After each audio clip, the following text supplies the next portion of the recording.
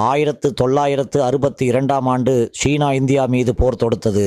இராணுவத்திற்கு உதவுவதற்காக நேரு வானொலியில் பொதுமக்களிடம் நிதி உதவி கேட்கிறார். அதை கேள்விப்பட்ட எம்ஜிஆர் முதல் நடிகனாக மட்டுமல்ல, யுத்த நிதியாக அன்று அது மிக பெரும் தொகையாக கருதப்பட்ட 75,000 ரூபாய் கொடுக்க முடிவு செய்து முதல் தவணையாக 25,000க்கான காசோலையை எடுத்துக்கொண்டு காமராஜரிடம் கொடுக்க செல்கிறார். அந்த நேரம் காமராஜர் வெளியூர் செல்ல ரயில் நிலையம் சென்றிருப்பது தெரிய வருகிறது.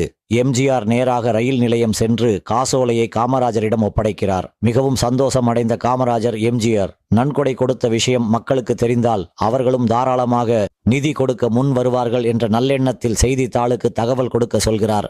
எம்ஜிஆரும் யுத்த நிதியாக 75,000 கொடுக்க விரும்பியதை கடிதம் மூலம் நேருவுக்கு தெரிவிக்க அவரும் எம்ஜிஆரை பாராட்டி தன் கைப்பட கடிதம் எழுதுகிறார்.